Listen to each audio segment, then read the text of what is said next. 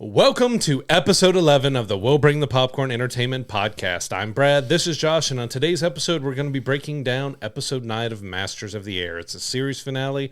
It's all over with now, so we're going to give our thoughts on how we felt on how the series ended. We're also going to talk about episode 4 of Shogun and give our film review of Imaginary, a new horror film about imaginary friends. That's right, and let's go ahead and jump into the news. The Oscars were just this past weekend, and it's kind of time for me to do a little bit of a victory lap. I know we gave a little bit of our our predictions. I jinxed a few things apparently, but congratulations to Emma Stone for winning the Best Actress award. A lot of people thought it was going to be Lily Gladstone, myself included, but I did kind of name her as a dark horse, and she wound up winning, which was kind of surprising. But there were a lot of things that came out of the Oscars that people were talking about. Yeah, no, with for us, Best Animated Feature went to The Boy and the Heron, which, I mean, we were all in on Spider-Verse. Absolutely loved it. Thought it was such a great feat of animation, but it went against a legend. So, I mean, it's really hard to be upset about it when, you're beat by such a legend of animation stuff. Still think Spider-Verse should have seen something, but, I mean, yeah, you can't really complain when you lose that way. Yeah, I mean, you're going up against Miyazaki, like you said. It's so many classic films that he's created over the years, and this one some mixed reviews on, but it's still, from what I've seen, a very good film as well. So congratulations to them on that.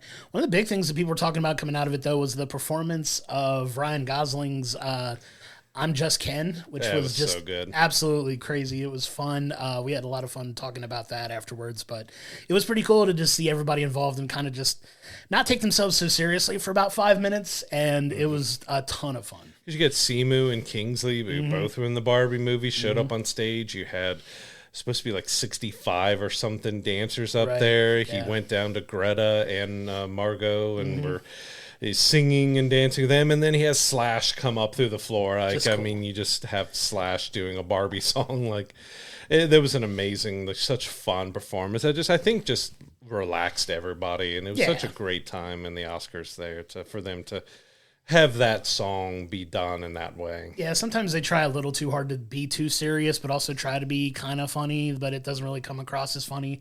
But that was just a ton of fun. If you didn't enjoy that, there's probably something wrong with you, but we don't have time to get into that. But it was a lot of fun. And then, one of the things that we were both incredibly proud of that came out of it was Godzilla -1 won an Oscar. That is awesome. We talked about him, taking home the Japanese Oscars, which was, expected, but the one category they were nominated for, they won. Yeah, visual effects awesome. Oscar. Incredible job by the team. Big congratulations to them. The first ever Oscar for the Godzilla series. And you have a film that was apparently done for under $15 million. That's a big special effects film. Yeah. Under $15 million, and they won the Oscar for it. Could this change stuff in Hollywood? Because we see $200-300 million films with rough visual effects and everything else, and that they beat out. And yeah, it's just huge congratulations. That was huge for them to win, and I was so happy to see them do that because, again, it's one of our favorite films of last year. We can't wait until it finally gets out on digital and physical release so we can watch it again. But it was huge to see, Godzilla winning an Oscar. I remember texting you in all caps when I was like, Godzilla, let's go! We were both super excited for it. But you mentioned $200-300 million films. The film that everybody kind of expected to cleaned up big time, and that was Oppenheimer. Robert Downey Jr. winning an Oscar, Cillian Murphy winning an Oscar, Christopher Nolan winning for Best Director, it winning for Best Film, and kind of what may be, outside of the Steve Harvey incident, one of the most awkward Best Picture winner reveals with Al Pacino. I don't know if you remember seeing that, but that was super awkward. But yeah, and they blame it on not on exactly on Al, is that the people behind the Oscars decided that we're not going to say who it was. We've been talking about the films all the way up to now. We're just going to have him reveal it. So it caught him. It caught everybody. Everybody there, everybody watching was caught off guard by it. But yeah, it was a weird thing. We know we've been talking about it, but you need to read out who's winning the award. You don't just, hey, you've been watching the Oscars for 3 hours now. Here's the winner of Best Film. Yeah. It's the biggest award of the night for a reason, right? but it was a lot of fun. We wound up watching it. It's the first time I think I've watched an entire Oscars telecast in several years. I think us doing this now kind of helped make me like sit through it and kind of endure it. And it had some, cringy moments and whatnot, but it was still like a really good Oscar ceremony, I think. But a big congratulations to everybody that won, including our favorite film of 2023, Oppenheimer, cleaning up and winning. Very well deserved. It's just an absolutely brilliant film, and all the love that it got was more than deserved. And, congratulations to everybody who won, who was nominated, everything, all their hard work, and, just kudos to them. Absolutely. So coming out, we don't really have a release date for it yet, but we got some of the voice cast for the Among Us animated series. So if you don't know this game, it's, you load into a match where there's, depending on how you play it, killers and there's crewmates. So the crewmates are trying to figure out who the killers are, where the killers are trying to get away with everything. Mm-hmm. You can sabotage, you can do a lot of stuff. They're doing an animated series based off of this. So we've got Randall Park is playing red, Elijah Wood is green, Ashley Johnson is purple, and Yvette Nicole Brown is orange. So just out of those 4 cast members, I can see a lot of fun happening. Like, I've watched streams of people playing this. I've played it with randoms, but haven't been able to get, you need a group of 6 to 8 people to really play this game well. But I've watched big groups of streamers play it together, and they have so much fun. It could be something really hysterical and fun if they do it right, and they're starting it off pretty well with a solid cast. Yeah, I'm a little curious what the premise of the show is going to be, but I mean, you've got to your point some really big name, voice actors and actors that are well known playing these roles. Among Us was huge during the pandemic, especially when a majority of people were home and looking for things to do. That game really blew up in popularity. Mm-hmm. I've played it a bunch, played it with a bunch of my friends. It's a lot of fun. It's still a lot of fun to pick up and play. And the fact that they're making a series out of this is pretty interesting. We'll see what the theme overall is, because I mean, it's kind of hard to imagine what they would do over several episodes for this, mm-hmm. but I'm curious to see. But they're off to the right track with the people they've put in it, for sure. And it kind of depends on the age range you're going to. Are they going to make it for everybody, or are they going to make it more teen to adult with the humor? Because, I mean, you're talking about crewmates killing each other, and yeah, I mean, it's cartoony and fun in the game, but it can be played by everybody. But it really depends on where they go with the humor and the story with it, if it's going to fit in all ages, or kind of what they're going to do. Like I said, we don't really have a release date for it. It was announced, I think, in 2023, so we're working towards it. It could be out this year, but we really don't know. But I am looking forward to see how they do it, because if they can do do humor right with it, not horror, got horror on the mind today. If they do the humor right, that it could be something that's really fun and could be enjoyable by everybody. Yeah, it'll definitely be worth checking out when it eventually comes out, for sure. Yeah. Moving on to The Bear. So we have season 3 being filmed right now. It got a green light for season 4, and they quickly announced that, hey, we're going to film season 4 right after season 3. So season 3 and 4 being filmed back to back. I'm really happy to see it got picked up. I wasn't expecting to see season 4 go into production that quickly. I mean, they just started in February with season 3, and they're already liking enough. I've watched the first 2 seasons. It's an incredible show, so well acted. This one is definitely for adults. It's got a lot of language into it. It deals with some heavy subject matter and stuff, but it's such a good series, and I'm excited to see that it's getting 2 more seasons. Yeah, and that's, truth be told, I haven't watched it yet, but everything I've heard about the show is it's amazing. It's well written, like you said. Definitely subject matter that I'm interested in, like, seeing in TV shows as well. So I'm excited. That's going to be the next series that I pick up and kind of casually get caught up on before the next season comes out. But it's awesome to hear that, it's getting greenlit again, and they're filming it back to back. I know with the writer's strike and the actor's strikes that, it definitely messed with a lot of production schedules and things like that. So maybe they're kind of trying to strike while the iron's hot and get 2 seasons shot simultaneously, which is smart. Mm-hmm. It's definitely smart, especially if they're already planning to do it. Let's get them all locked in. Let's knock all these episodes out, and I'm sure season 3 will come out in the fall, if I were to guess. We're looking at June. It's already kind of been locked into June, so, which I said they just started filming in February. And it's coming out in June, so are we going to get the other season late this year? Are they going to kind of hold that off until next year to, keep that yearly release? It's going to be interesting to see how they do it. But, yeah, right now, The Bear season 3 is locked in to come out this summer. No, that's exciting, and we'll keep an eye on that for sure. I'm definitely hoping I'll be caught up by the time that season comes out, so I can kind of keep up with it with you as well. But yeah, definitely looking forward to checking that one out. Yep.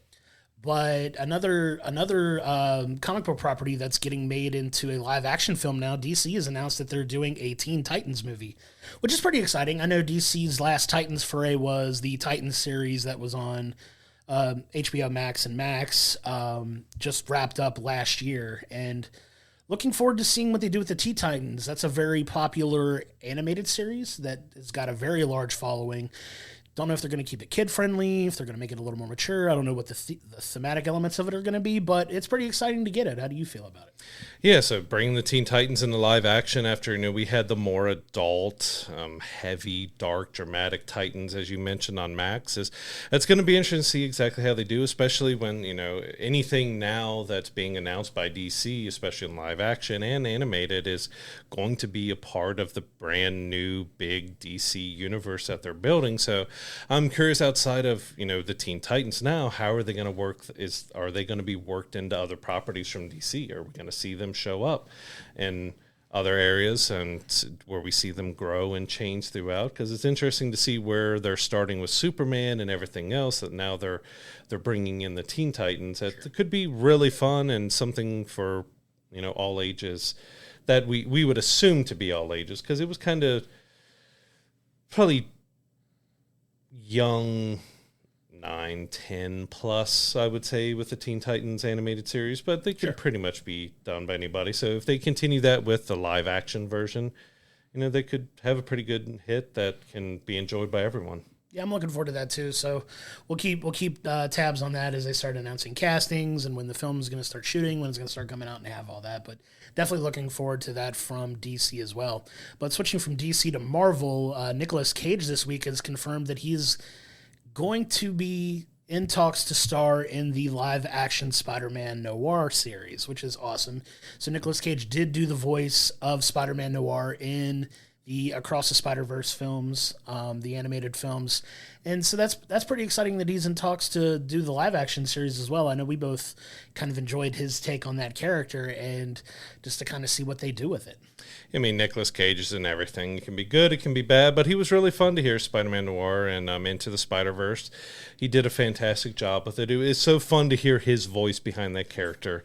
And so it'll be fun if he does end up doing that in live action and tying all that together, that he continues this character. And I kind of want it to be kind of a meta, take on the character too, because keep that theme from his demeanor and everything from the animated Spider-Man films into the live action, where it's just dramatic cuts, emo sounds, and things like that. Just giving that same kind of thing that really only Nicolas Cage can do well, and just kind of build on that, and that would be a lot of fun for sure. Yeah, I think if he ends up doing it, it's going to be a lot of fun to see how he approaches, because he does have his approach. So if he's already played the character once, I assume he's going to push to be able to give the same performance and same everything that he did to the animated version. So I'm looking forward to that, to see when that finally comes out. I don't think we have a release window for that yet. They're still planning it, still casting.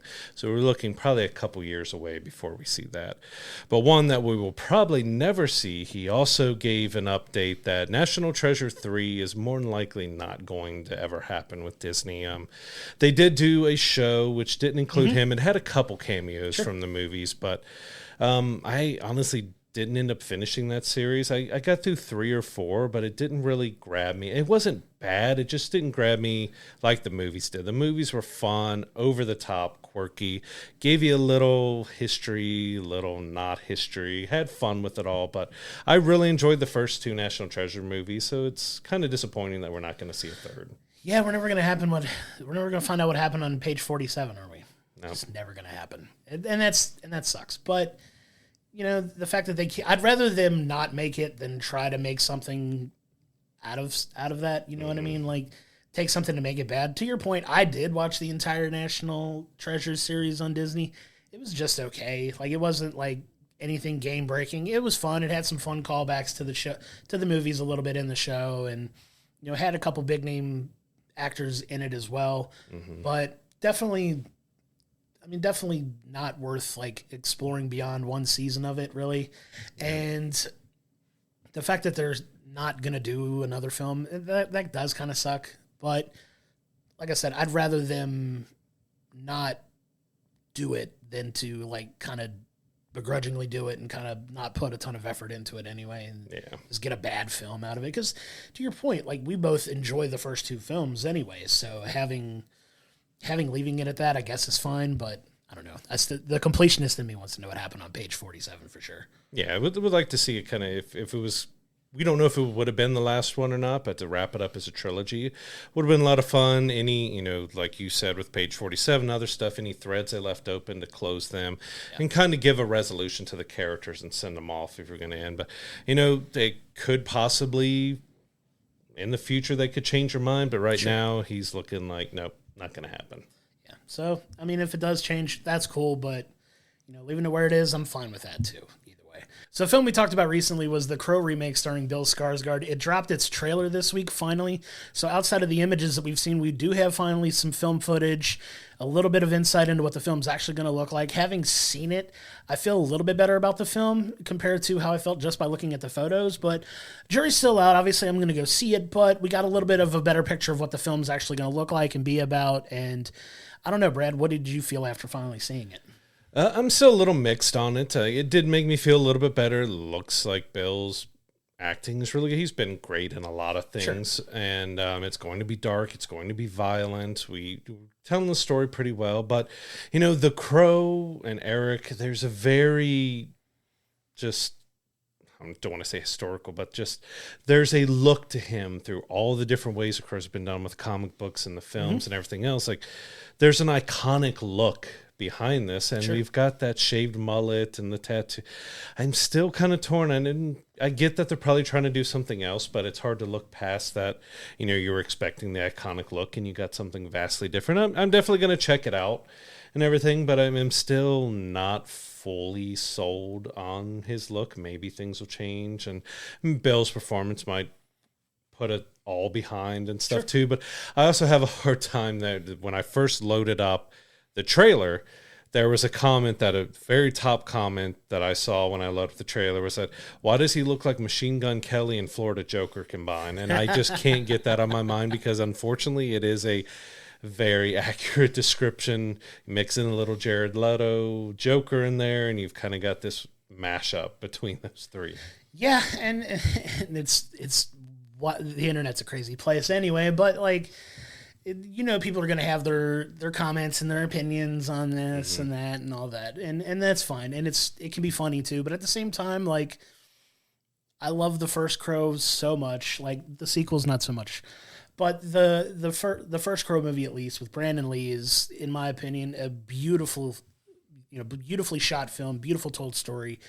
They're kind of taking it and putting a modern spin on it, I guess, doing their own take with it. And like, I'm a little on the fence with it, but to your point, I'll always give it a chance anyway and watch it. But the film, the trailer for it made me feel a little bit better about going to see it. Like, I'll probably be more excited the closer we get to the film to watch it, but I don't know. It's still a little bit of a mixed bag, but that's just kind of my honest opinion on it. But we'll definitely look forward to checking that out and reviewing it 100% here. So and then from our look too, it feels like most people's are kind of right along with us. That it helped from the initial images, but we're still a little mixed and not sure because again, like this is a cult classic. We know everything that happened with Brandon Lee with the filming of the movie. There seems to be some curse that has been just hanging around this franchise, and they've tried so many different times and talked about, I think we mentioned that Jason Momoa was once attached to be playing Eric and being the lead of the Crow, but it's like we finally have it. It probably for many people is not going to live up to the original just because it has that concrete cult legacy behind it. But I would definitely give it a chance and watch it and see how it ends up turning out. Yeah, and we'll continue to keep tabs on that as more information comes out as we get a little closer to the film. So we got about 3 months now before the film does come out in the theaters. So we'll keep an eye on that for sure. Yeah, another film that we're kind of mixed about because it's being fast-tracked, and we've talked about it a lot, that a new Jurassic World movie is happening. We got Gareth Edwards is going to take on the direction. Now we potentially have Scarlett Johansson coming on as the female lead, which I absolutely love her, and her being in another big action series, because, if the way they're fast-tracking this and the way the movies have gone in the past, this isn't going to be a one-and-done deal for her. She's signing on for a new franchise. Probably another trilogy if I had to guess, at least. But it's interesting to see that she's going to be now taking on dinosaurs. Yeah, I mean, it is interesting because you hear a lot of these guys, once they leave that Marvel realm and like their contracts run out on it, it usually splits the road in two different directions. There's the people that, hey, anytime you need me, I'm there. Of course, the check probably doesn't hurt. But you also have the other people that are like, once I'm done, I'm out, I'm gone. Like, write me off. You'll never see me in one of these types of things again, at least in like a Marvel sense. They might do other things. And it seems kind of like Scarlett Johansson was okay leaving the Black Widow character behind and maybe doing some other films and some things that, aren't the big budget blockbuster type films. So it seems like she's kind of splitting the road a little bit too. Like, I'm not anti big budget films, but I'm maybe not going back to Marvel, but I might transition to Jurassic Park, which is a little different. Like, those movies are always going to do big box office numbers and do well. And you could cast Scarlett Johansson in anything and I'll watch it for, a litany of reasons, but she's a tremendous actress as well. And, excited to see what, her take on whatever role they give her for this film will be. And if she winds up being the lead in it moving forward, that's great news for her. But like you said, there's been so much talk about this film just being shot and out like very quickly that you kind of hope for her sake that it's a quality film that she can really sink her teeth into and move forward with, but the jury's still out. Yes, we really know nothing about what they're trying to do here. Like, how long after the Jurassic World trilogy is this going to take place? Is it, months after? Is it years after? We really don't know where this is going to fall in the timeline. Could they jump back and do something in between Jurassic World and Jurassic Park? We really don't know anything about the story-wise to really know what to expect here, but I mean, having Scarlett Johansson jump on would be pretty big for them. But as you said, like a lot of times when actors, especially around this age and stuff, like, she's not old, we're not old or anything, but they're looking to want to do smaller independent films, or they want to do, things that have a little bit more meat to them than normally these big action films have when it comes to drama and story and everything else. So it's interesting to see her jumping back into something that is a big action blockbuster.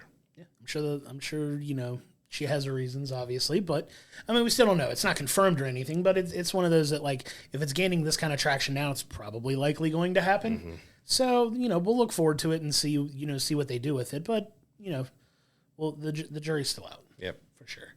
One project that does look to be back on, which I'm kind of excited for, is the Star Wars Rogue Squadron film, which initially got some conversation behind it, I want to say a year or two ago, maybe at this point. But it's being helmed by Patty Jenkins, who directed the Wonder Woman films and is trying to move into the Star Wars realm, which is fantastic. I think it's a good place for her. This film got a lot of buzz when it was announced that it was in talks to happen. And then for whatever reason, Disney decided to shelve that project. But now it looks to be back on, though. How do you feel about that? Yeah, because, I mean, this was first announced back, I think, after Wonder Woman 1 was done, when she was really becoming popular and stuff, so it's been quite a few years. Yeah. Lucasfilm and Star Wars ended up dropping just basically every movie that they had in the works, so now we've got the, Rey continuation, we've got some more, I think, there's a couple that we're still not sure of if they're going to happen or not, but they kind of dumped it all. So it's interesting to see that they're going back to Rogue Squadron. I had a lot of interest in it before to see what she could do with it. It could be fun if they went more the route of like Rogue One, did a little more serious, got a lot of great action flying shots. Sure. Basically, I would picture it and would hope it be something along with like a Star Wars Top Gun.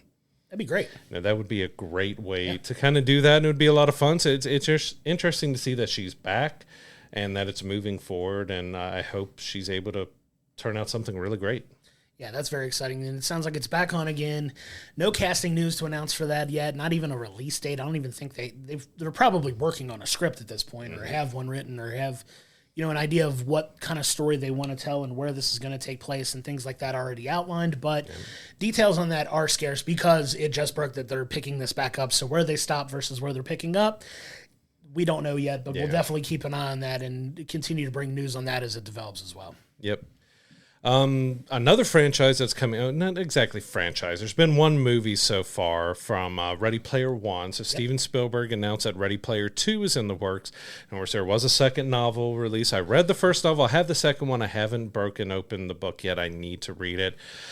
He's going to produce this time, won't be directing, but it's going to be interesting to see where they go with Ready Player Two. I really do not know the story of the second book to see where this could be going, but I really enjoyed the Ready Player One book.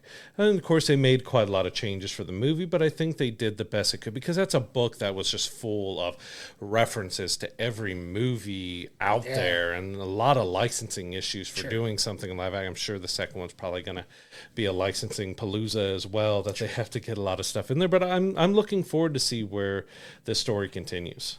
Yeah, and the book was incredibly popular, to your point as well. I've read the first book too.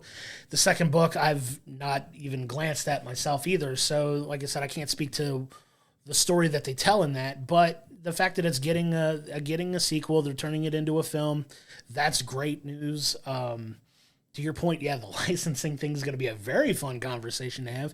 And I think now with the world of virtual reality becoming a lot more, like, they're doing a lot more now with virtual reality than they were even when the first film came out. So the possibilities for this second film, you could dive a lot more into that now that we have a lot more, technological capacity and other types of stories that we could tell with that technology that we probably couldn't back then. So there are some exciting things that they could do with it. I'm very much looking forward to, reading the book and having that to kind of base what I think may happen in the film. But to your point, they did change so much because of the licensing problems. But I think if they could kind of take the elements from that story still and apply it to the film, that it could be a recipe for success, because the books are wildly popular. Like they're a very popular book series. So it's exciting that they're adapting the second book into a film as well. But yeah, I'm curious to see where they pick up with that one left off, because I kind of remember, like, from the first film, like, it was a good, like, one-off, like, story that you could tell, and it kind of had,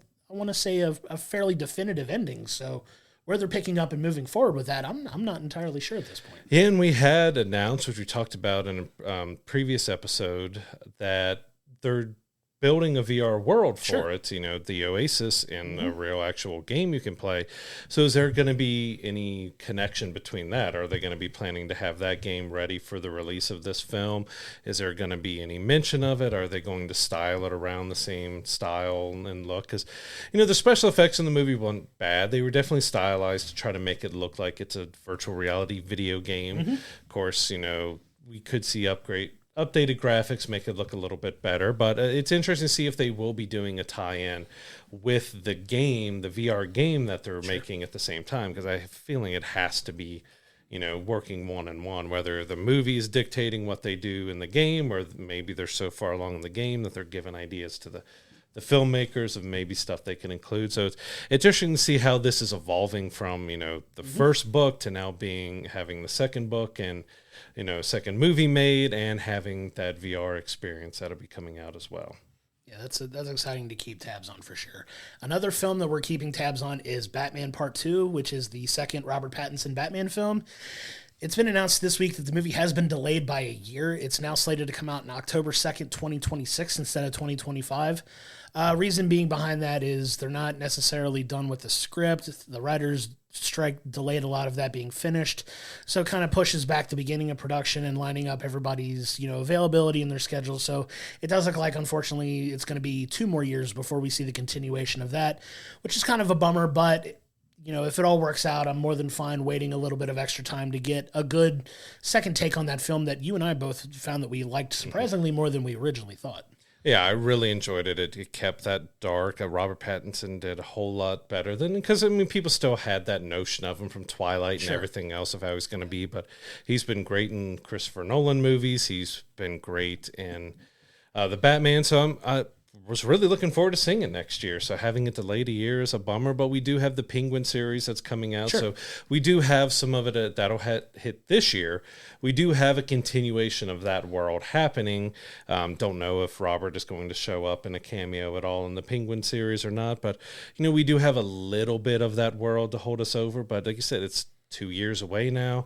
That's going to make it 4 or 5 years from the first film. Yep. So quite a bit of a delay in between the films there. And you're going to have several things established in the new DC universe, which we know this is existing outside of it, but how is that going to affect people's view on this second movie when it's, going to happen a few films or a few projects in the new DCU? It's fun how all these things are going to tie together, like a branding for something like that can either positively or negatively impact what could potentially be a really good film. And, if DC drops the ball again, which we hope they don't, but if they do again, does that kind of stay in interest in it? I kind of feel like, though, Batman is one of those characters that's a little bit impervious to that because Batman is so popular. Spoiler, Batman's my favorite comic book character of all time.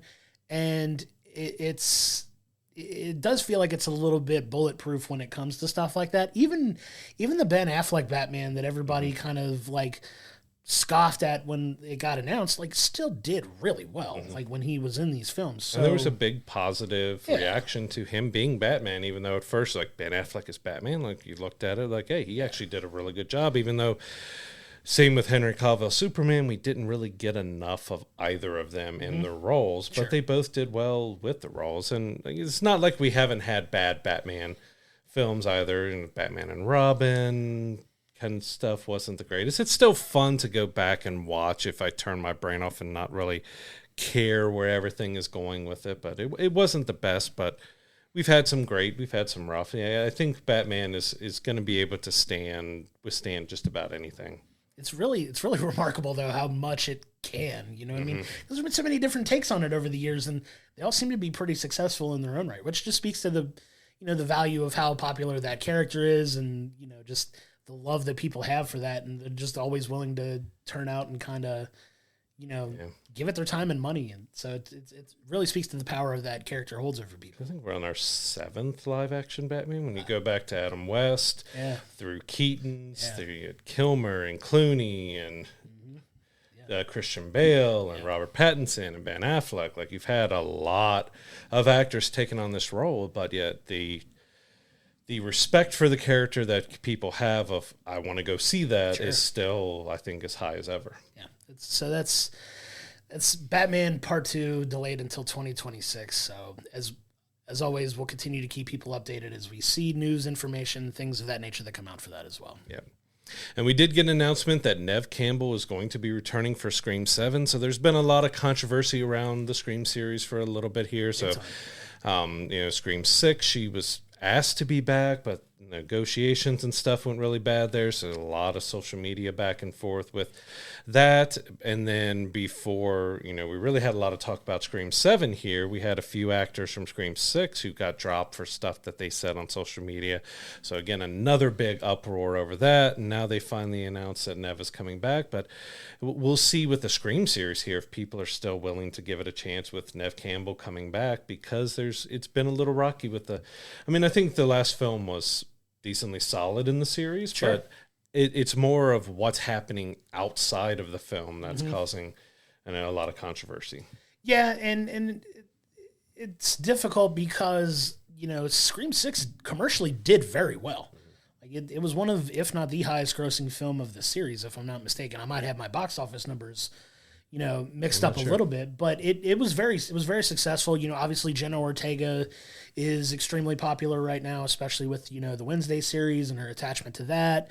And the fact that she dropped from Scream 7 at this point in kind of a little bit of solidarity with the, I'm not going to remember her name, the actress that was kind of the other star of the films. Because I'm great with names. Yeah, you're terrible at names, but this is like, you're rubbing off on me now, and stop it.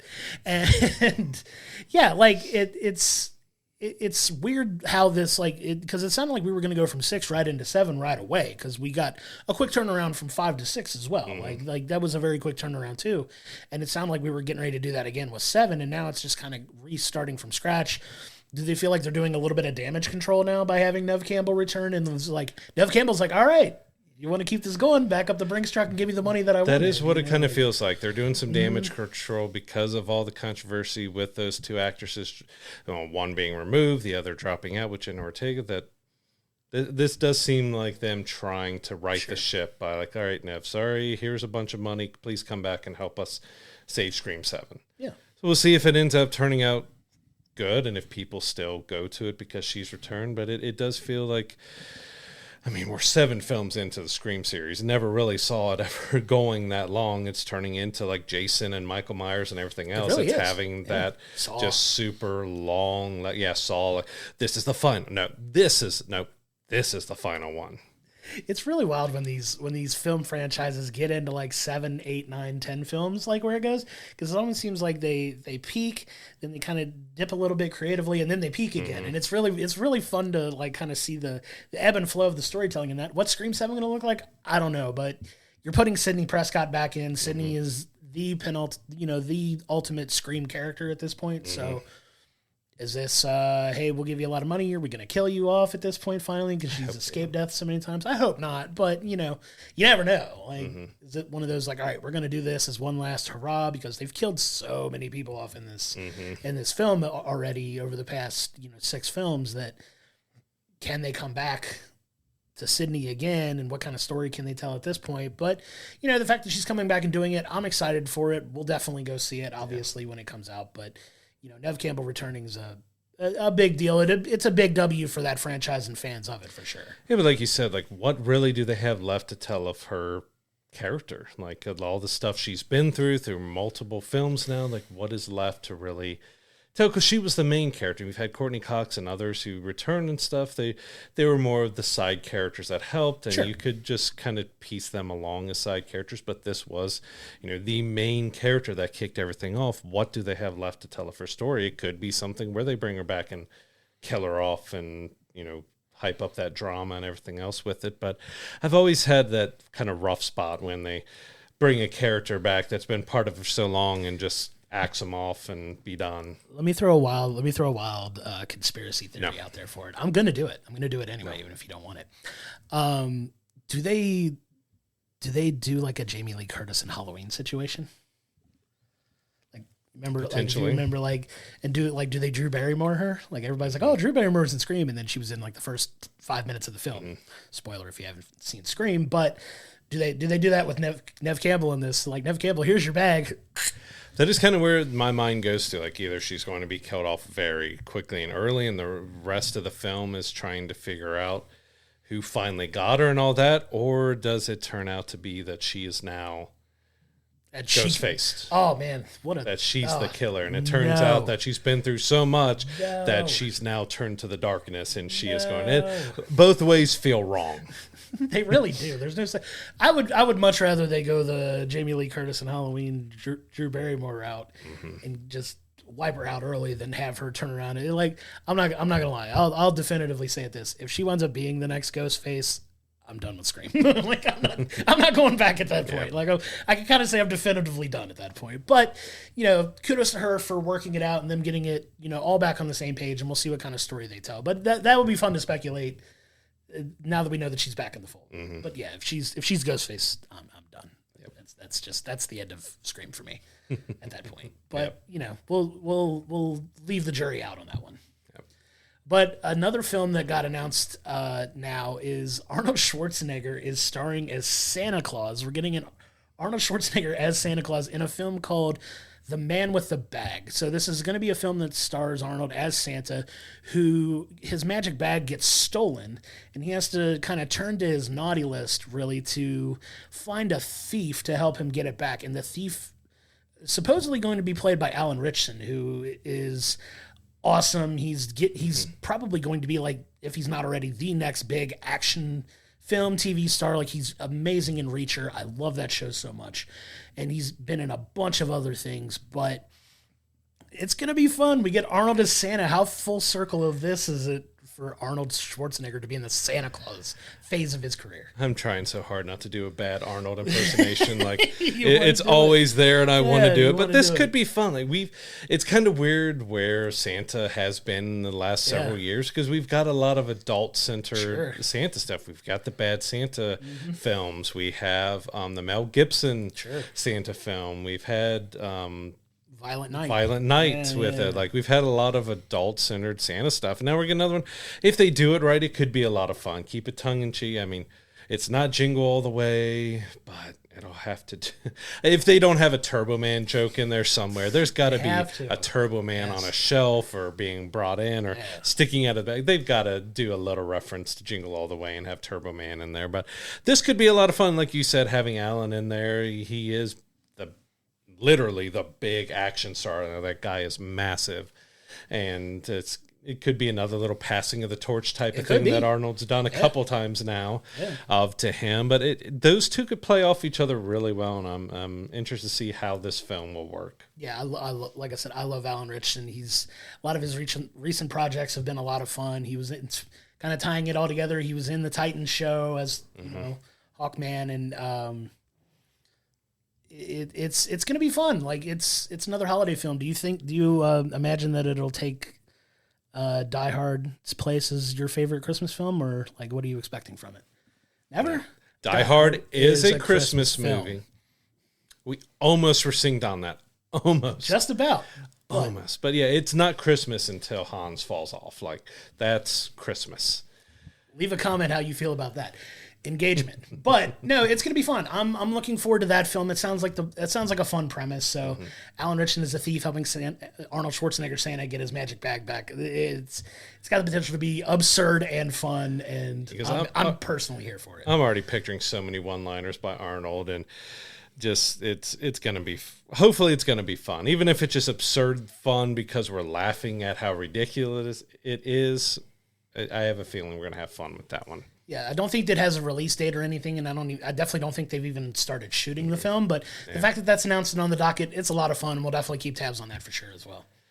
So to kind of wrap up our news here, we've got some interesting stuff when it comes to Dreamworks. So the first part is with Kung Fu Panda 4. It's now being reported that originally Kung Fu Panda 4 was going to be a hybrid film that was going to be animation with live action footage of humans and stuff in it, which just sounds so weird. Like, we've had series, we've had these 3 films, to all of a sudden in the 4th one jump. Like, how maybe it's a connection through the spirit realm or something, but that just seemed really odd to jump into bringing live humans into an animated feature like that. I'm not gonna lie, I when I read that, I didn't know how to feel about it, because like I love the animated films, and go back in our archives and check out how we felt about Kung Fu Panda 4. But it's so weird to think that was even like who thought that would be a good idea? Really? Like, I don't know. Like, I'm trying not to get like too hot takey with it, but like, it just sounds like a bad idea. Like, it's hard to do live action and animation mixed already. You take an already successful like franchise like that and just, could you imagine the hard pivot from 3 straight animated films to like a hybrid animated live action film that's the same story, like a continuation? Like, what would that even look like? It feels really odd and weird, because even on top of that, it's come out as well that the studio basically had no plans to have, and slight spoiler with the film, if you haven't seen it by now, it's still doing really well, go check it out, but a little bit of a spoiler with the film is that, the Furious 5 originally were not planned to be in this movie. The studio didn't want them in there. The animators themselves pushed hard to try to get the Furious 5 back in there, but ended up being, in the end, the marketing team told the studio, we need to have them in there somehow. So they have a brief little cameo in the film, but it's kind of odd that the animation team pushed for it, but it took a marketing team to get the studio to change and at least throw them in there for that brief cameo. Yeah, that's kind of an odd pivot from DreamWorks too. Like, DreamWorks has been, for lack of a better term, knocking a lot of these films out of the park when they come out, and they do a lot of good business. It's just like, I don't know who was involved in making these types of decisions, but it almost seems like they met in the middle a little bit, because another spoiler, like, when they do appear, there's none of the voice actors in it because they have no speaking lines. So it's kind of like a brief one-off cameo, like a little training session and whatnot, but like, what was going on there? I mean, we'll never know. We could speculate here for hours on end as like what we think could have happened, but it's just such a weird decision that got made here for this film that I don't really care for it, if I'm being honest. Yeah, and it just adds to that did they really not know what they really wanted to do with this film? Because if you go back and look at a review, I was a little more mixed on it. It felt like it lost some of its charm, and now that we hear more of this behind the scenes about the animators fighting for the Furious 5, about them wanting to do hybrid, it definitely feel like they didn't have a solid grasp or grip on really what they wanted to do with Kung Fu Panda. Right, and it kind of sounds like they're going through a little bit of a staffing restructuring there, and that could have something to do with it. Like, what did you think? That's a really unfortunate thing that we're hearing, is that apparently DreamWorks is going to be laying off up to 50% of each of their animation departments. So that's a pretty large cut, major changes. We really don't know what the reasons why. I think DreamWorks said something along the lines that it's not layoffs, but it's contracts not being renewed, but people don't have their jobs. You're losing 50% of your departments. These are layoffs. This is a major changes. Could AI be playing a part of that? Could they be looking at to try to utilize AI to do some films? Which honestly, right now, if there was an animated film that I learned was done in AI or live action film done with AI, I may not go and see it just because of standing on principle that it should be a tool used by the companies, but it shouldn't be replacing animators. It shouldn't be replacing voice actors. It shouldn't be replacing things. It should be assisting and helping, not overtaking. Agreed. And I hope that's not the case.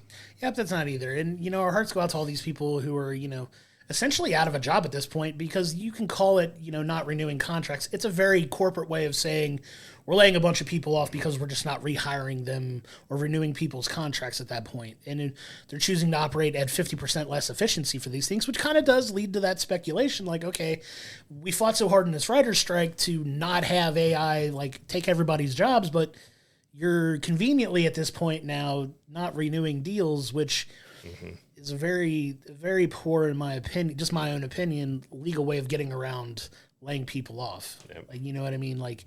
We'll honor our contracts, but at that point, we'll keep the people here that are still under contract, but not, just kind of work on our workforce reduction. It sucks because you're dealing with a lot of people, 50%, I don't know if people really underestimate how big these animation departments really are and how big a teams go into making these, films and these projects. It's not an insignificant number of people out of work. And hopefully, these people, land on their feet and get, well-paying gigs in other areas and other things like that. And, well, not in other areas, other studios, other companies, they get additional work in their field, making good money and, supporting their families, which at the end of the day is the most important thing. Mm-hmm. But it sucks to hear that, just it goes to that deeper conversation. Like we've talked about ad nauseum at this point here about, AI taking people's jobs and what it's looking like for the future of the entertainment industry. And it sounds like DreamWorks may be the first one to kind of dive into it. And I'm kind of in agreement with you. Like if we find out that, hey, this is a, fully made AI film, it may not get my business out of principle too. And I would hope that more people would, stand on those principles and kind of stand in solidarity with that and just kind of let them know, hey, just because this tool is what you can use doesn't mean you can completely remove the human element from it. Because to your point, it should be more of a guide tool and not a overall telling your story. Even if you want to have it help with a drafting or something, you know what I mean? And then you can add human elements, because that's one thing AI doesn't do, right? It doesn't add the human elements to these things. You're going to have a bunch of soulless projects because AI is just not going to be able to write or do the drama, the heart, the feeling, the complex emotions of a human being. And if they can, well, again, we have Skynet. And we don't want Skynet. But there's also a little bit of chatter that it looks like the Animation Guild's contract is up this summer. So could there be a little bit of DreamWorks trying to get out ahead of a potential another strike, and instead of hiring back some guild members, that they get animators and workers outside of the guild to try to do projects? Which again, if it is true or part of that, that's very kind of dirty. They should have learned a lesson, if, like I said, it is from the writer's strike and the actor's strike, that you can't do that. Don't be doing the shifty way to try to save some money. Sure. And hopefully, we don't know how it's all going to play out, obviously. So, if we wind up being wrong about this, obviously we'll, correct ourselves at that point. But it does sound like it's a very shady, underhanded kind of thing going on, and it's definitely something worth keeping an eye on for sure. And like I said, our thoughts go out to everybody affected by that, people that are going to lose their contracts and eventually be out of work and have to start looking for other opportunities. That sucks, and we'll always sympathize with that for sure. Yep. But moving on now, we are moving into our review. We have finally the final episode of Apple TV's Masters of the Air. It's been 9 episodes now. We finally get what's more or less the resolution for these characters. It's a bit of a little longer episode for this one compared to the other ones, which thankfully, because that's kind of what we were hoping for, to get some kind of end. Does it get to the end of the war? Where does it last? Where does it wind up? And we finally get the answers to most of the burning questions that we had for these characters by the end of this episode. And I personally felt like it was a satisfactory ending to the story. You find out who makes it, who doesn't make it, and eventually what winds up happening to these people. Yeah, I think it did a solid job of wrapping up. As we said, a few episodes, it felt more set up. It doesn't mean we didn't like the episodes and that it wasn't good. It just, we felt like there was quite a bit of setup to come into this finale, and I think we did get a very satisfying ending. I think the pacing was really well with this little bit longer episode to go through everything with these characters to get our full resolution to a lot of these stories. We did end up getting to the end of the war, spoiler. It's going to be hard with a series finale to not really have spoilers because we're going to be talking about the whole episode. Sure. But, we do kind of start off, it was beginning of May in 1945. So we're getting, we were right in the heart of where everything is starting to end and wrap up. And we get to see Rosie getting shot down and going behind enemy lines and seeing what happens with him, which, fortunately for him, he didn't end up in a POW camp like other. It looked very rough for him, but thankfully for him, he was able to be found by allies, and we got to follow his conclusion of the story. And then, basically the rest of it was following our POWs. Yep. And I thought all of them got really solid resolution. Most of these are based on real people, so we're getting to see how they really ended up. Yeah, and to your point, like all of the main characters in this show are real people who were in the war. So this is a telling of the stories of what happened to them. Yep. Like Rosie, who, is the most well-known character out of all of these historically. You find out what happens to him. To your point, he lands on the right side. There's a really powerful scene with him where he's in the motorcade going to catch his plane to get back, where he winds up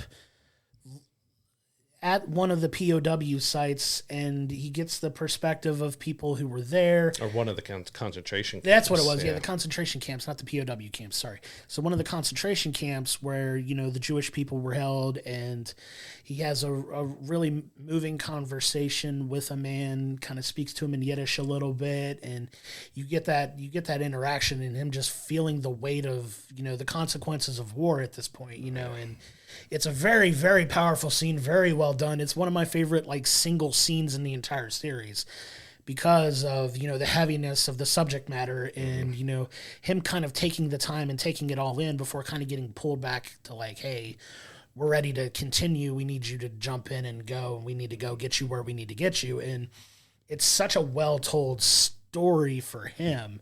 And to your point, we transition to the POWs from that point, and we get the resolution of them and them marching through Germany to different sites, and eventually, a couple guys make a break for it. One of the people unfortunately don't make it back to the camp, but we do, for the most part, get happy endings and conclusions for everybody here. All but maybe one of those characters makes it to the end of the war, and we get that.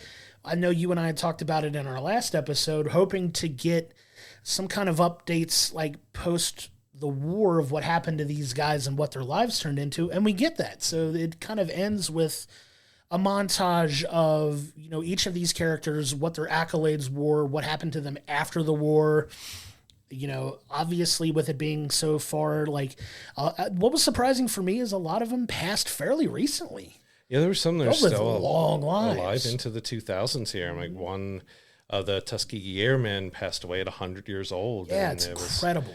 But to go back just a little bit back to the concentration camp scene, is I'm also really glad they put in it, because they did kind of skim over D-Day a little bit, because we know about it, we've seen it be done in films a lot. But I'm glad they included, because really past that we had the train car showing people being taken to it, but we hadn't really seen anything much on the concentration camps. And to have that emotional impact of him walking through and seeing the bodies and seeing just the death and the carnage, and getting that information that they've passed tons of these huge ones, it really had a gut punch in that impact, even though we know about it. But to see the character see it, and to go through that again and see that, it was such a powerful scene that I'm so glad that they included. And so the continue on with the POWs, we got a little bit more story, but it was mostly about the march, about the hardships of how far they were being marched and moved, and the guys just not knowing, are we being marched to our death, or are we being marched to another camp? They end up in what turns out to be the final POW camp that they were going to end in, because the Allies have finally made it to them. There you get that big scene of their rescue, but before that we get to see just how heartless the Nazis were, of where they turned their guns from the Allies onto the prisoners to try to kill as many of them as they possibly can before they're eliminated. That was another powerful scene to me, just because you're seeing them shoot at planes, shooting at the tanks, shooting at what's coming in, and just that snap decision of turning the gun down into the camp. And just that was another just gut-wrenching scene of watching, just that hit hard too. Yeah, I mean, it was a really well done conclusion to this series, and I'm glad that we watched it as it dropped in its totality. I'd love to eventually go back and just take a day and just watch the entire thing all the way through, to kind of get the linear story, to have another perspective, knowing what they tell and what the conclusion of the stories are, and just kind of binge watch it on like a rainy day or something, where I'm not going out and doing anything, but to kind of go back and see it in its totality in one shot. But it was really well done. I'm really glad that they ended it the way they did, and we got to the end of the war. We got, to see the resolutions for these characters and what happened to them. A lot of them went on to leave absolutely incredible lives after the war. A lot of them went into teaching, too. It was beautiful. Yeah. A ton of them went into teaching. But just more public service, and it just speaks to, the bravery of these people, and, we can't thank them enough for, obviously, the service to the country and the sacrifices they had to make during the war. And, we've been so fortunate. I don't want to get political on here ever, but we've been so fortunate that it hasn't been any major world wars since this, at least now. And it's still such a powerful story that they're telling, and it's a constant reminder of just a reminder of how awful war is, and just the nobody really wins. There's obviously people that win wars, if you want to call it that, but it's such a moving story that they did, and they really ended it on a real high note for me. I was really happy. Yeah, with that ending, that was another part I want to touch on, just because of the heartwarming aspect of it, because it kind of went a little softer, and we got the guys doing some runs of dropping off food and supplies to people. But this isn't to Americans. This is to the people whose homes and countries were ravaged and wrecked and destroyed. So you're getting to see hey, the war is over. So what is the first thing that the Allies and the American stuff do? They load up all those planes for more missions, but this time to drop the food. And you're getting to see how, the people in Poland and all around of where they were really wrecked, reacting. And I love that touch of it, just because you're seeing it wasn't only our soldiers and stuff that we followed through all of this. We're getting to see that more human element of those who were just innocent bystanders in their own countries who the war just ravaged through. We got to see them a little bit. We got a little bit of a highlight of them, of not only thinking, but just we need these supplies, we need these, thank you for helping us survive this horrible thing. You see a guy riding a bike down the street and then see crash plane wreckage in their fields. And you get that nice last little touch of just showing that how many people outside of the Allies, outside of the soldiers, were affected by this incredibly horrible war. Yeah, it was a nice touch at the end. And they, I don't mean to laugh when I say it, but there's just a little bit of a, like, they go on that first run when they get back to do these humanitarian drops, and they're still in war mode a little bit. Like, it's understood that we won, but like you're running into, like, you're doing this humanitarian drop, and you have to pass through like German areas, and they're like, they've agreed to not, like, it's a truce, like they've agreed to not do it. But it's like there's a little bit of that. Well, are they gonna, a little bit of an extra drama element added, a little bit, to where it's like, are they going to keep their word here? Because they don't know. Like, they're just coming in. Like, it's just, it also a little subtle nod of how hard it is to turn that off once it's over. You know what I mean? How you're still affected by that. Because it was even like, all right, like, we're passing these guns. Are they going to actually let us through? Or are they going to shoot at us? Like, what's going to happen? And obviously it all worked out okay. But it was an interesting little twist at the end, too, to add just one little section of, like, do you think they're going to do that here? But like, just a little bit of drama, maybe sensationalized for TV, but like, still, like, I still think it was told a pretty good story there. Overall, Masters of the Air was a brilliant series. It did such a good job of giving us a different side of the war, looking with our airmen, our bombers, giving us behind enemy lines, of in the air, seeing all different aspects. I really enjoyed it. I thought it was such a great series that they did such an incredible job telling the story. I couldn't recommend it enough. If you haven't checked it out, go check it out. And as kind of as we saw when the series ended, they have a companion documentary series. So it's called The Bloody 100th. It's narrated by Tom Hanks, who executive produced the series.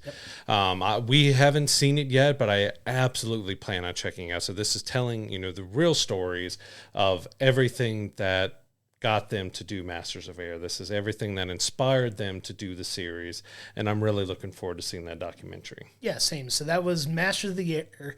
You can see all 9 episodes on Apple TV Plus.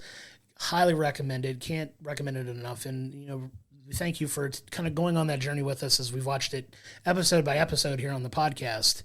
And it's definitely one that we can't recommend enough checking out. Yeah, another one that we can't recommend enough is Shogun on FX and Hulu. Like, moving into our talk about episode 4, this series continues just to be so incredibly good. Like, everyone just acting.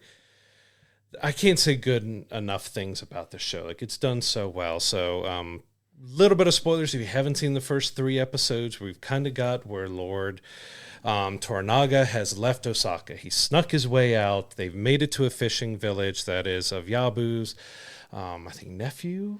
Yes. I think is running that. So, but we've still kind of got that double agent in Yabu. He's playing both sides with Ishido, with Toranaga, and we get a little more depth in that. But we kind of get Toranaga makes his pitch and everything to the soldiers there, but then he disappears, and the rest of episode is about John Blackthorne, and he's supposed to be training, but we're still finding out with him that he's still kind of a prisoner. He's been offered this title and this position with Lord Toranaga, but he's being kept. He's not allowed access to his guys. He can't go to his ship. He's really being kept. He's an open prisoner, basically, of this, and kind of being used by all sides still. Yeah, so you get a lot of him, he reaches the agreement with Lord Toranaga that he's going to help train his men in unconventional, to them at least, battle strategies and guns and things of that nature. And you get a very funny scene where he's trying to explain a battle, and he does it in a way that's so funny because he explains a battle that he did not take part in. And, Lady Mariko, who's his translator, is kind of calling him on his BS at this point. So you're talking about a battle that you didn't partake in. You weren't even born for that battle, right? Right, and it happened before he was even alive, and it's only a discussion that they can have because nobody else understands what John Blackthorne is saying, because there is that language barrier, right? And they're like, hey, what's he talking about? And they're kind of having their discussion, and then she kind of she kind of gets him to pivot to talk about stuff he actually has experience with, which leads to, a cool training session where they essentially take the cannons from his ship and he teaches them how to use them. And there's the fun dynamic of, our cannons aren't that accurate. And he's like, well, mine are. And, there's some pretty cool training scenes that happen, and you get a little more continuation with that. But I cannot stress enough how much I love this show at this point. Like, I am completely hook, line, and sinker. I love Masters of the Air. Don't get me wrong. But this show is so good. It's so well written. It's shot beautifully. It's a well-told story. John Blackthorne is very fastly creeping up my list of favorite TV characters. Like, he's an upper echelon TV character for me now. The guy that plays him is so brilliant in this role, and just a ton of fun. And his reluctance to, help, but he's kind of begrudgingly doing it because he feels like he's going to get rewarded for helping get back to his crew. And there's a lot of fun things at play here, but it's also very dark and very serious and very, it touches on a lot of elements that I like in my storytelling, because it's got humor, it's got action, it's got, some more adult things, it's violent, it's, there's language, but there's a charm to all of it too. Yeah, I'm still surprised at the amount of humor in it. Like, I wasn't expecting there to be a lot of jokes or things that you would see humorous in this very kind of dark, serious story, but it works so well to kind of lighten that mood for a minute. And it just, the jokes and the humor in it has been so that there isn't one aspect of this show that I could say is done badly. No. Like, everything is done so well, and story wise, the pacing has been really so good. Like I said, even though this was a little bit of a slower episode, we got a lot of development with Lady Mariko and John Blackthorne and Yabu and kind of those around the village, and kind of seeing that double play as well. And we see Lord Ishido's soldiers show up, and Yabu is given an ultimatum that you either come back and atone for your crimes and admit that you're basically helping Toranaga and you're not helping Ishido, because he's been playing both sides. Sure. Yeah. And so they're basically saying, well, you come back and die, or you can die right here. So he's basically stuck in a decision of, do I die here or do I die somewhere else? But kind of the decision was taken out of his hands at the end, and we see in episode 5 and moving on, we're heading into war. Yeah, what a twist, man. I kind of set the stage for some of it, but even the way that it concludes in this episode was jarring, because it's violent. It gets violent really quick, and we're like, even at the end, it was like, well, this is war. Like, it's like we're jumping into it, and we're getting ready to jump full on into it, because once word reaches back to what's happened there, like it's on at this point. Like, they're not messing around. So it's going to get real fun real quick. And even when word gets back to Lord Toranaga, because as we mentioned, he kind of disappears for this episode. He like I mentioned, he's a master chess player, so he has all these moves. So Yabu and the rest of them are expecting when they get this fishing village, they're all setting up and they're going to camp out here for a while. And he's like, oh, I got to go. Yeah, that's part of the humor, though. That's part of the fun part of it. He's just like, because he gives this moving speech and they're all like, yeah, we're with you. And he's like, all right, see you later. And he's gone. And you're like, what the heck, man? Where are you going? Like, what other affairs do you have to attend to? Mm-hmm. But it's really fun. I'm having so much fun watching this show. It's an early contender for my favorite show of the year already. Oh, absolutely. It's one of the top shows of the year. It has to stay up there. I don't know what could knock this show off.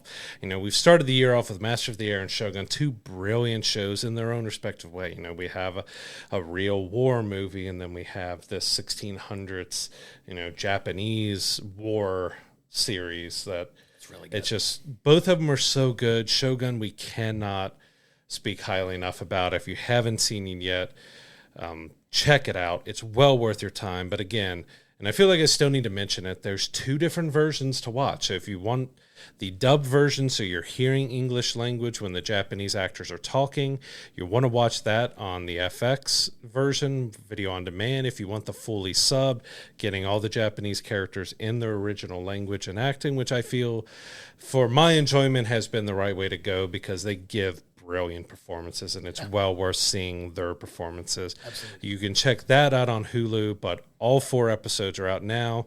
Every Tuesday is when you're getting, so on Tuesday here, we're going to get episode 5, and we cannot recommend this series enough. Yeah, absolutely. So now we're going to move on into our film review of the week, and that is the new horror film Imaginary. Now, this film, don't look at me like that. You're creeping me out like this movie did. If you've seen the movie, you'll get the reference. But it's a film about, a girl who takes an interest in a new imaginary friend when she discovers this teddy bear in the basement. And this teddy bear is supposedly possessed by a spirit who tries to get her to do things to bring her to like his spirit realm. And I'm doing a very poor job of explaining the plot of the film, but that's kind of the gist of it. And it's a family that moves into this house, and there's some ties back to the stepmom who grew up in the house and her connection with the bear as well. There's a lot of things at play here. How did you feel about the film when you watched it? Overall, I don't think it was a bad film. I just don't think it did a whole lot to kind of separate itself. Like it sticks to kind of the basic horror tropes with things. A lot of jump scares. It has creepiness to it. I didn't find a whole lot of it frightening or scary or anything like that. It had its creepy moments. The acting was well. The story overall was pretty decent, but again, it was very predictable, and it went very by the numbers of this type of film. Like there was nothing that really made it stand out from other horror films like this. I don't disagree with that, because I feel like it's very... So the production companies that put this film together are Lionsgate and Blumhouse. Now, if you've seen Blumhouse films, it's very formulaic of a Blumhouse type film. It follows a lot of, to your point, similar tropes, it's not groundbreaking, in my opinion, any type of storytelling or, thematic devices that they use. It's not the most creative, like, if you're into, like, those types of, like, possession type films about like a possessed stuffed animal or toy or something like that, you'd probably like films like Annabelle better than you would this. It's like Annabelle light, if I were to say it. Like, if I were to give an honest opinion of it, like I said, there's only a couple small jump scares in the film. So if you're like a jump scare person, there are a couple, but they're just kind of meh. Like, it's more, to your point, it's more creepy than it is like scary. It's got a lot of creepy elements to it, which is fine. But at the end of the day, in my opinion, it's kind of just a middle of the road horror film. It's not the worst horror film I've ever seen. That's the problem with it. To me, it wasn't bad. It just wasn't, it didn't bring anything new. Yeah. So, I mean, it wasn't one of those, wow, that's a really neat way of telling this story. I didn't get that from this film. Yeah. And it's not to say, like, it's got, Thomas Paine, who plays Jesus in The Walking Dead. He's in it very briefly, and I say very briefly, tongue in cheek, and he's laughing as I'm saying this, because there's a situation in the film where, somebody shows up, and it's a traumatic experience for, his daughters, and he turns around the next day and he's like, all right, I'm out to go do a music gig. I gotta go work this music gig. So he's a musician, but he leaves his family after kind of a traumatic incident that happens at their house very early in the film. And we're like, so you're just like, your daughters are traumatized by this. You're about to just peace out and go do some music gigs. Like, what the heck, dude? Like, Father of the Year, you're not going to win. And that's a prime example of what we said with this movie, is that it sticks to the standard tropes of everything. It does everything kind of by the book that you expected. There's no real surprises. There's no...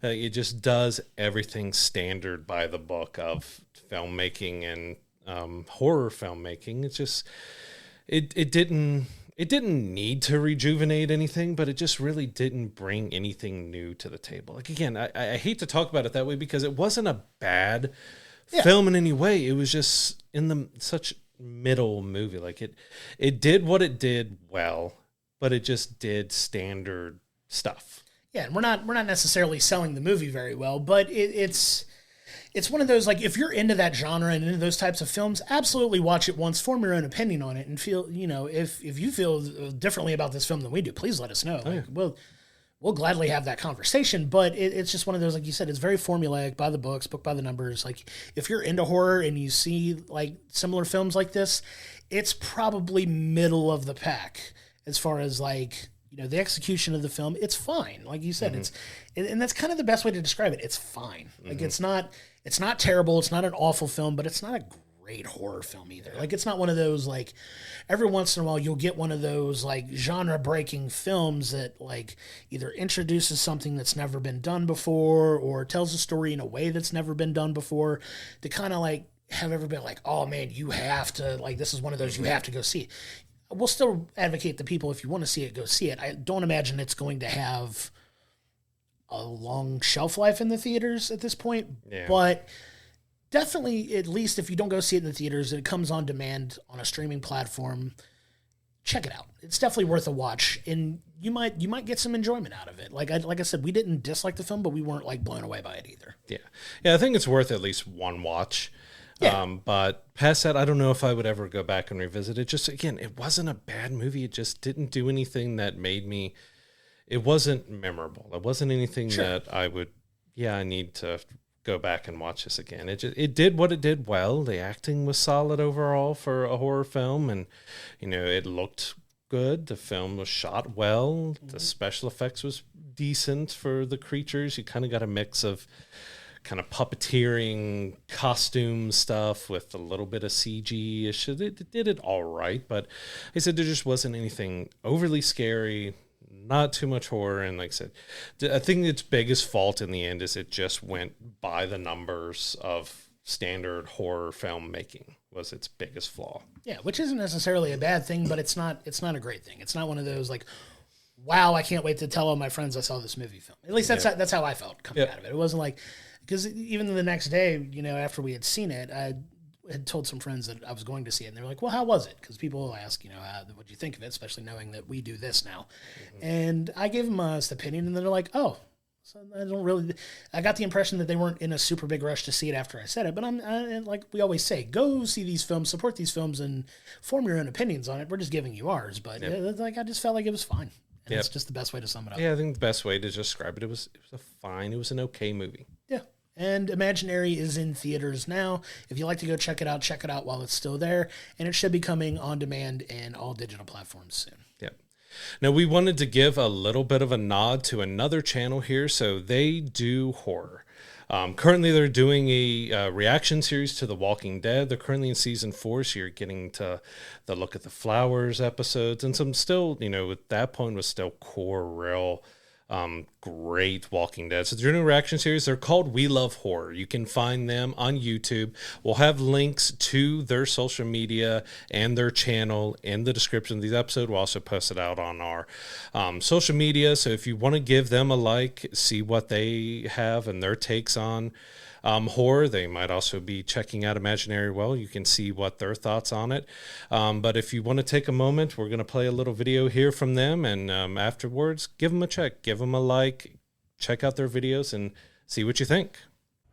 Hey there, TV and movie buffs. Are you tired of watching your favorite TV shows and movies alone? Do you find yourself laughing, crying, or even screaming at the screen, wishing you had someone to share those moments with? Well, look no further, because we got you covered. Welcome to We Love Horror, your ultimate destination for horror movies and TV show reactions. Currently, we're binge watching The Walking Dead, but we're going to be doing other movies and TV shows, like the upcoming movie Imaginary. But what makes our channel unique is we don't just watch.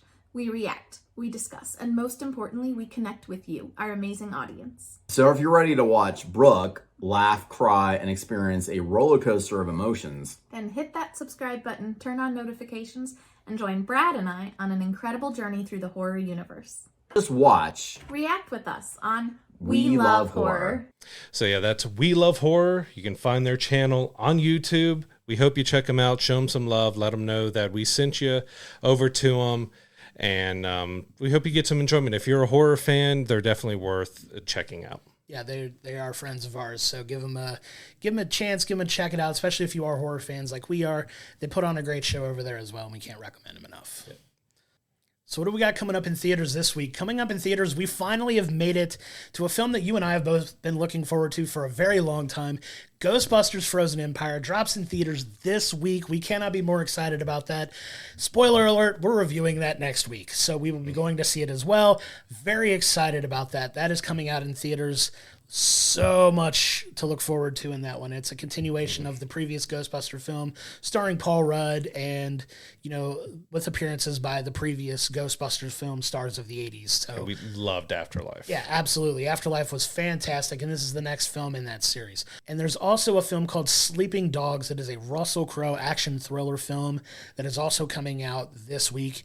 It's another one to look forward to. We like Russell Crowe, so looking forward to checking that out too. If you're a video game fan, that has nothing to do with the game of the same name. Absolutely. So it's definitely not a video game. Action, crime, thriller type of film. Like, I had to search out the trailer to watch it because I've seen it nowhere. Yeah, so it doesn't bode well for the film necessarily, but it's one we wanted to highlight as well coming out because Russell Crowe is still, a very popular actor, but it's kind of surprising that there's not a lot of info about the film out, really. It's kind of say what you want about the marketing for the film, but the fact that he's in one and it's not super hyped up, still one worth checking out for sure. We wanted to highlight that. But also coming out on streaming platforms this week is Roadhouse, the remake of Roadhouse. Absolutely, you have to say it like that, Roadhouse. But it's a new take on the film starring Jake Gyllenhaal and Conor McGregor, UFC star Conor McGregor making his major acting debut as well. That's dropping on Amazon Prime Video. I'm still March 21st. Torn on that. Right, me too. Like, the Patrick Swayze film is iconic, right? So that's one of his biggest films of all time. It's got such a massive cult following for that film. It's gonna feel more of like a fight style film than the type of film the Roadhouse really was at its core, which is still like, fight scenes and all that stuff because it takes place in a bar. But like, it's finally coming out. I'm anxious to check it out though. I want to see it. It's either, in my opinion, it's either gonna be really good or an absolute train wreck. You could probably, judging by the way I'm describing the film, think how I think it's gonna go. But yeah. Definitely one worth checking out that we've been looking forward to as well. There's also a film called Shirley that is dropping on March 22nd. It is about the first African-American congresswoman in the U.S. It's going to be starring Regina King. And very much looking forward to checking that one out as well. It looks really well done. The trailers for it look really good.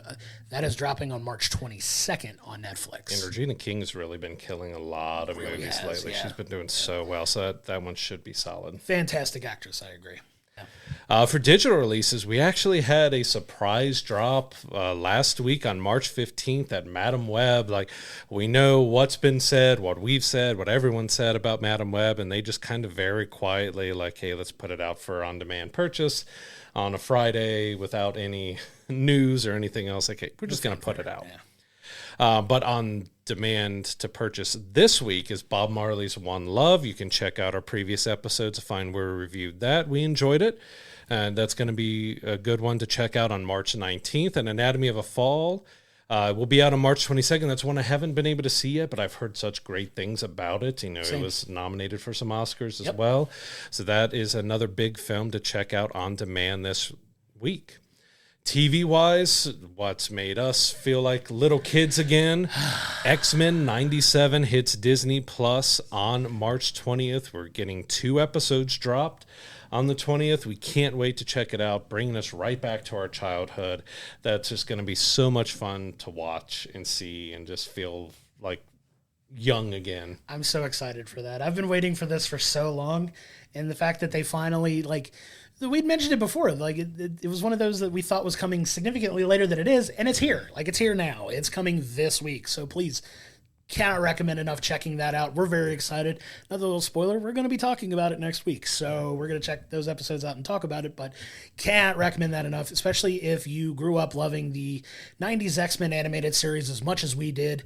Brad, I know you're kind of going through a little bit of a rewatch on your own with it, and it's to your point. You said it's still, I don't want to speak for you, but it says that, it still holds up. Like, it's still hitting all the same notes it hit for you when you were a kid. It just feels weird because as a kid, those series of X-Men and Spider-Man and Batman and everything, they felt like they had like 20,000 episodes that you were watching them every Saturday morning or, afternoon after school when they aired, that each season took 8 months to air. And then, like, I go back and watch, like, wait, I'm already at Apocalypse. I'm already at Days of Future Past in season 1. I'm already hitting these major tentpoles, which I felt like I saw 300 episodes before we got there. They felt so much longer than they actually were. But it's been really fun to go back and do a rewatch of that and see, because, it is a 90s series, so you get some of the dialogue and the look of it and everything. But it's still so much fun to go back and watch it. And I can't wait to see what they've done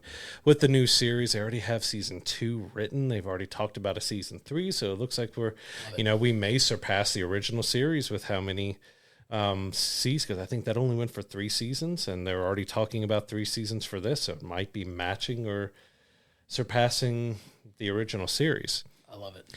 Also coming out this week for TV, kind of bigger premieres, Palm Royale on Apple TV. So this is kind of more of a quirky period drama that it looks really interesting. Not sure exactly what to feel about it, because there hasn't been a whole lot of marketing. There hasn't been a lot said about it, but Apple TV Plus has been really nailing shows lately. So that one is instantly, just being on Apple TV Plus right now, is on my radar to check out at some point, just because they've been doing such a great job with all their series. Yeah, they're churning out a lot of high quality content, and they're still one of the more affordable, if not the most affordable, streaming service, like, at this point. And the fact that you're getting all this high quality content from them, like, it's just a testament to how well they're telling their stories. And the stuff that they're putting out is just continues to get rave reviews, and good on them for giving you your best bang for your buck, in my opinion. Yep. So that'll do it for this week's episode of We'll Bring the Popcorn. Join us next week as we'll be talking about Shogun Episode 5, as well as our thoughts on the first 2 episodes of X-Men 97. Can't wait to dive into that, as well as our review of Ghostbusters Frozen Empire, another film that we're just so excited to talk about. I'm looking forward to all of the wonderful things that we're going to talk about next week. It feels like we're going to relive our childhood again next week. Young us are going to be so excited about X-Men, the animated series, and Ghostbusters. Like, it's going to be just feel like a little boy for a week. It's so good. Looking forward to that as well. As always, you can find us on YouTube at We'll Bring the Popcorn. You can check out all our social media info at willbringthepopcorn.com. Don't forget to also go check out our friends at We Love Horror on YouTube. Once again, the link will be in the description of this video. We can't thank you enough for all of your love and support, and we'll see you again next week.